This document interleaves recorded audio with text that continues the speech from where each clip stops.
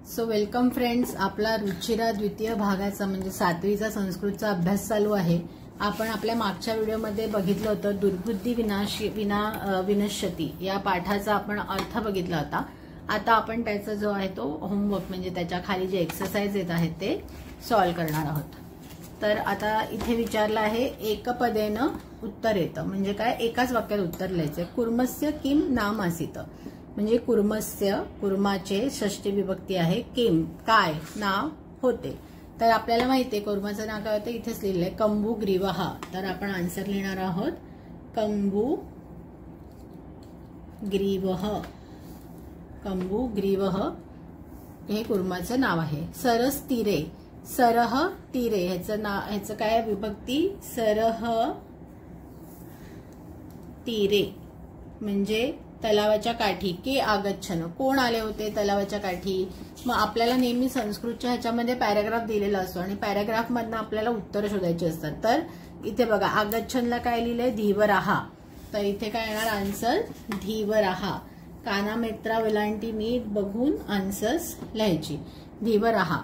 कुर्मः केन मार्गेण अन्यत्र गंतुमिच्छति। मग आता इथे कुठे आहे, अन्यत्र गंतुमिच्छति हे वाक्य इकडे आले। जर आपल्याला पॅराग्राफ दिला असेल तर लगेच तो शब्द शोधून काढायचा। तर कुठे आहे, आकाश मार्गेण म्हणजे कुठून, कुर्मः केन मार्गेण, केनच्या ऐवजी आपण उत्तर लिहिणार आकाश मार्गेण।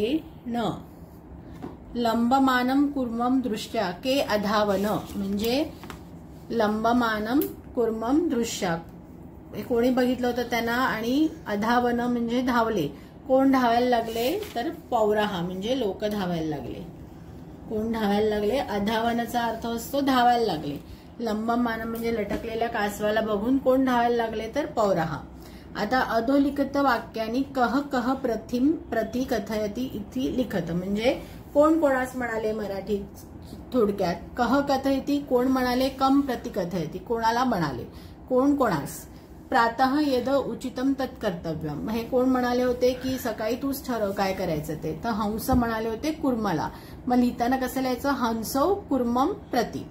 अहम भवद्भ्याम सह आकाशमार्गेण गंतुमिच्छामि हे कोण म्हणाला होतं, कुर्म म्हणाला होता। कोण म्हणाला होतं, कुर्म कोणाला म्हणाला होता, हंसौ प्रति। कोण कोणाला म्हणाला होतं, इथे येणार नॉट कुर्म, इथे येणार कुर्मः म्हणजे कोण म्हणाला, कुर्म हंसौ प्रति म्हणजे कुर्म हंसाला म्हणाला। अत्र कह उपाय हा काय उपाय आहे, परत त्याचा आन्सर काय येणार, हंस म्हणाले होते हंसौ कुर्मम प्रति। हा काय उपाय आहे बरं, किंवा काय उपाय करू शकतो आपण, हे कोण म्हणाले होतं, हंस म्हणाले होते कुर्मम प्रति। मग आपण असंच्या असं उत्तर लिहायचं। अहम उत्तरम न दास्यामी म्हणजे मी उत्तर देणार नाही हे कोण म्हणाल होतं, कुर्म म्हणाला होता हंसांना, म्हणून लिहायचं कुर्मः हंसौ प्रति। परत इथे पण हेच उत्तर येणार। यूयम भस्म खादत, आता हे कोण कोणाला म्हणालं, यूयम भस्म खादत हे कोण म्हणालं, कुर्म म्हणाला होता।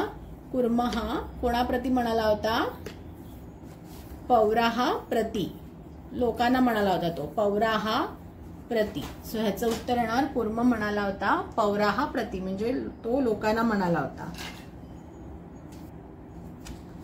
आता इथे हे सोपं आहे, मंजुषात क्रियापदम चित्वा वाक्याने पूरयत म्हणजे इकडनंच आपल्याला चूज करायचे ऑप्शन्स आणि इथे हे वाक्य पूर्ण करायचे। हंसाभ्याम सह आणि हे धड्यातूनच त्यांनी विचारलेले आहे। हंसाभ्याम सह कुर्म अपि मग काय होतं, हंसांबरोबर कुर्म पण काय करत होता, प्रतिवसती स्म। सो इथे आन्सर येणार हंसाभ्याम सह कुर्मोपी नाही सॉरी, इथे हंसाभ्याम सह कुर्म अपि उड्डीयते येणार, तो तेही त्यांच्यावर उडाला होता बरोबर। सो इथे येणार उड्डीयते, हंसाभ्याम सह कुर्मपि उड्डीयते हे याचा आन्सर आहे। अहम किंचिदपि न हे कासव म्हणाला होता मी काही बोलणार नाही। सो अहम किंचिदपि न वदिष्यामि मी अजिबात बोलणार नाही। यह हितकामानाम सुहृदाम वाक्यम न आपल्याला जे शेवटचं सुभाषित दिलंय त्याच्यामध्ये आन्सर यायचं न अभिनंदंती। सो इथे येणार अभिनंदती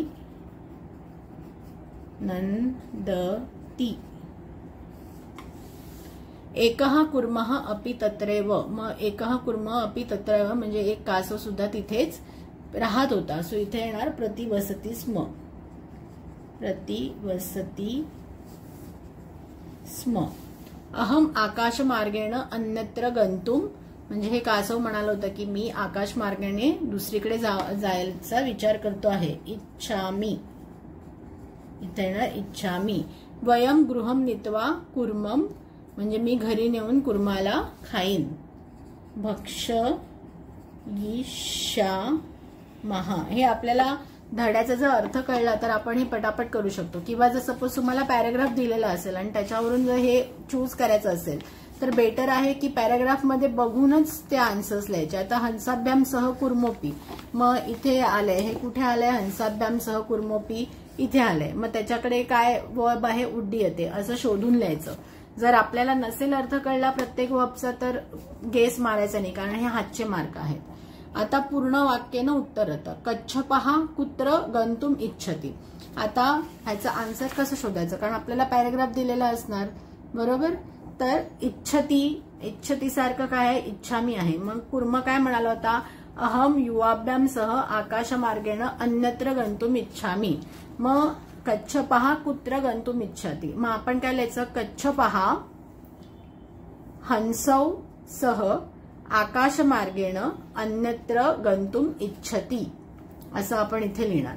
आता इथे हे तो बोलतोय म्हणून इच्छामी आलंय, कारण म्हणजे प्रथम पुरुष. आता आपण तिसऱ्या इथे आपण त्या कासवाबद्दल आपण सांगतोय म्हणून इच्छति आलं. मग नुसतं आपण असं पण म्हणू शकतो की कच्छपः आकाशमार्गेण अन्यत्र गंतुम इच्छति, की याचा आन्सर आपल्याला झालं. कच्छपः परत बघा, किंवा कच्छपः. आता इथे जे मी पहिले म्हटलं हंसा, आता इथे जसं युवाभ्याम आलंय, जर आपण हंस टाकलं तर हंसाभ्याम सह असं पण आपण उत्तर लिहू शकतो. म्हणजे दोन्ही प्रकारे आपण उत्तर लिहू शकतो. कच्छपः हंसाभ्याम सह आकाशमार्गेण अन्यत्र गंतुम इच्छति, किंवा नुसतं कच्छपः आकाशमार्गेण अन्यत्र गंतुम इच्छति असं ह्याचं उत्तर येणार. कच्छपः कम उपायम वदती. मग आता उपाय कुठे आहे, इथे लिहिलंय अत्र क उपाय आणि त्याच्यानंतर आहे कच्छपः वदती. मग काय उपाय दिलाय ते, हे जे लिहिलंय ते तसं लिहायचं. मग युवाम काष्ठदंडम एकम चंचवा धारयताम अहम काष्ठदंडमध्ये अवलंबम युवयोः पक्षबलेन सुखेन गमिष्यामी. हे असं हे दोन्ही लिहायचं. म्हणजे कच्छपः उपाय वदती आणि असं दोन्ही वाक्य लिहायची. लंबमानम कुर्मम दृष्ट्या पौराः किम अवदन. म्हणजे आता कुठे हे लंबमानम, लंबमानम शब्द कुठे आलाय इथे. मग लंबमानम कुर्मम पौरम अपश्यनम पश्चात अधावन अवदनच. काय म्हणाले ते, अहो महद आश्चर्यम हंसाभ्याम सह कुर्मोपी उड्डीयते. सो इथे आन्सर लिहिताना येणार लंबमानम कुर्मम दृष्ट्या पौराः अवदन, पौराः अवदत आणि त्याच्यामध्ये किंवा अवदन आणि असं हे वाक्य तसं लिहायचं. अहो महदाश्चर्यम हंसाभ्याम सह कुर्मोपी उड्डीयते असं लिहायचं. मग कुर्मः मित्रयोः वचनम विस्मृतम किम अवदत. कासव मित्रांचं वचन विसरून काय बोलला. मग आता विस्मृत शब्द कुठे आलाय बघायचं इकडे. मग मित्राभ्याम वचनम विस्मृत कुर्मः अवदत युवम भस्मम खादत. हे असं लिहायचं. कारण म्हणजे आपण बघून लिहिलं नीट तर आपल्या स्पेलिंग म्हणजे शुद्ध लेखनाच्या चुका होत नाही. सो हे असं आपण सगळे पूर्ण वाक्य बघितले, याचे आन्सर्स बघितले. आता घटनाक्रमानुसार वाक्याने लिखत म्हणजे ह्याच्यामध्ये आपल्याला स्टोरी माहिती पाहिजे तर स्टोरी प्रमाणे आपण लिहिणार. मग आता इथे सगळ्यात पहिले काय होतं बरं, मग कुर्मः असंच एकस्मिन सरसी निवसंती म्हणजे हा जो ग आहे हे फर्स्ट सेंटेन्स येणार. त्याच्यानंतरचं सेंटेन्स काय आहे, कुर्मः आकाशात वयम श्वः केचित धीवरा सरस्तीरे आगच्छन, हे सेकंड येणार. ओके. त्याच्यानंतर येणार की वयम श्वः मत्स्य कुर्मादीन मारिष्यम इति धीवरा अकथयन, हे थर्ड सेंटेन्स येणार. त्याच्यानंतर येणार कुर्मः अन्यत्र गंतुम इच्छति स्म, हे फोर्थ येणार. मग कुर्मः हंसो सहायता आकाशमार्गेण अगच्छत, हे फिफ्थ येणार. त्याच्यानंतर लंबमान कुर्मम दृष्ट्या पौराः अधावन, म्हणजे मुलं धावायला लागली त्याला बघून, हे 6th येणार.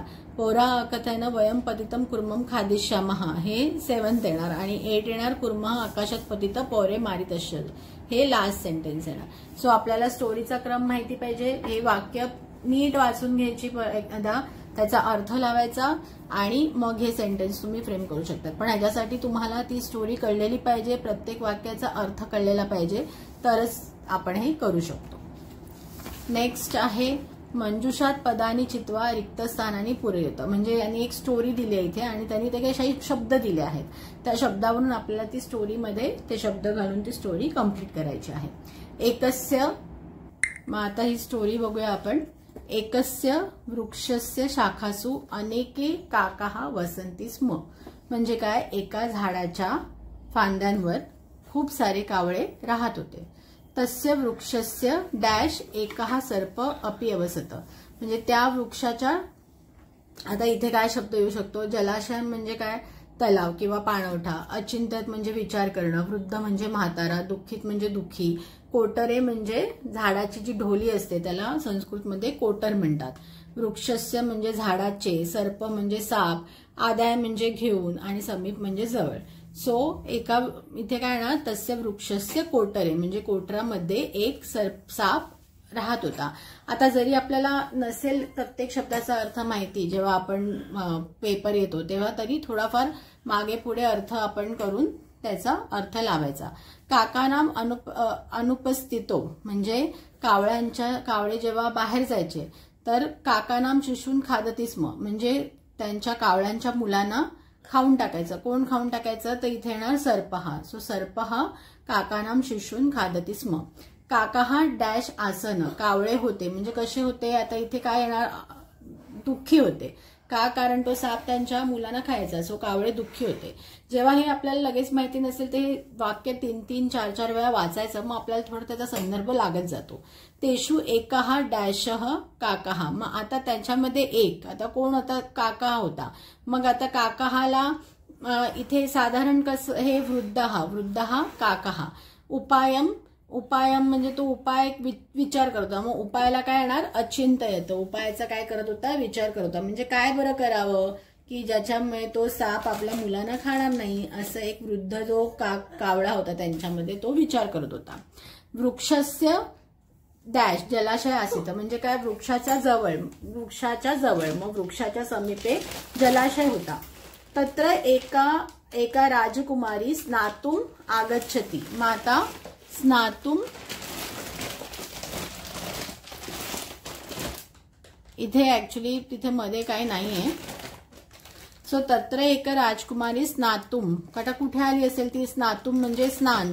आपल्याला थोडाफार संदर्भ लावू शकतो. कुठे आली असेल, जलाशय. मग कुठे आली, जलाशयम आगच्छति स्म. शिलायाम स्थितम तस्याः आभरणम म्हणजे तिने तिचे जी आभूषण होती किंवा दागिने होते ते दगडांवर ठेवले. ते घेऊन म्हणजे काय, आदाय, आभरणम आदाय, ते घेऊन एक काकाः वृक्षस्य उपरी अस्तापयत म्हणजे एका कावळ्याने काय केलं, तिचे दागिने उचलले आणि ते झाडावरती नेऊन ठेवले. राजसेवकः काकम अनुसृत्य म्हणजे ते त्या कावळ्याचा पाठलाग करत करत कुठे आले, डॅश समीपम आगच्छन. मग कशाच्या समीप आले, वृक्षस्य. मग वृक्षस्य समीपम आगच्छन. तत्र ते तम सर्पम च अमारयन म्हणजे त्यांनी तिकडे त्या सापाला मारून टाकले. अतः एव उक्तम म्हणून असं म्हटलं आहे, उपायानं सर्वम सिद्धयते म्हणजे हुशारीने आपण कुठलाही प्रॉब्लेम सॉल्व्ह करू शकतो. धातव्यम. आता इथे आपल्याला काय त्यांनी या धड्याबद्दल अजून सांगितलंय. इयम कथा पंचतंत्रम इति ग्रंथात संपादितम कृत्वा उद्धृतः म्हणजे ही जी आहे पंचतंत्रम ग्रंथामध्ये आलेली कथा आहे. पंचतंत्रस्य लेखक विष्णू शर्मा नावाचे पंचतंत्राचे लेखक आहे. पंचानाम तंत्राणाम समाहार पंचतंत्रम इति म्हणजे 5 तंत्र त्यांनी या कथेमध्ये ठेवलेले आहेत म्हणून त्याला पंचतंत्र म्हणतात. अतः पंचतंत्रस्य पंचभाग. या पंचतंत्राचे 5 भाग कुठले आहेत, मित्रभेद, मित्रलाभ, संधी विग्रह, लब्ध प्रणाश, अपरीक्षित कारकंच हे त्या पंचतंत्राचे भाग आहेत। अस्मिन् पाठे अनवसरे भाषणेन कथम सर्वनाशः भवतीति दर्शितम। म्हणजे या पाठामध्ये आपल्याला काय सांगितलंय की उगाचच फुकटची बडबड केल्यामुळे कसा सर्वनाश होतो हे दाखवले आहे। म्हणजे भाषणेनं म्हणजे फुकटची बडबड केल्याने सर्वनाश होतो हे दाखवले आहे। क्वचित मौनम कार्यसाधकम भवती, म्हणजे मौन जे आहे त्याने आपलं काम होतं, म्हणजे बऱ्याच वेळा शांत राहण्याने आपलं काम होतं। जसं म्हटलं आहे विभूषणम मौनम पंडितानाम। विभूषण म्हणजे काय, मौनांना पंडितांना म्हणजे शहाण्या माणसांना मौन शोभून दिसतं। मूर्खो ही शोभते तावत यावत किंचिन भाषते। आणि मूर्ख शोभते त्यावत यावत किंचित भाषण, म्हणजे मूर्ख लोकांना बाष्कळ बडबड करणं शोभून दिसते किंवा मूर्ख लोक बाष्कळ बडबड करतात असा याचा अर्थ होतो। तर फ्रेंड्स, तुम्हाला जर आमच्या या जसं ज्या प्रकारे आम्ही संस्कृतचे अर्थ सांगतोय त्याने तुम्हाला फायदा होत असेल, तुम्हाला आमचे व्हिडिओज आवडत असतील तर आमच्या चॅनलला नक्की लाईक सबस्क्राईब आणि शेअर करा। आणि thank you everyone, bye, have a good day.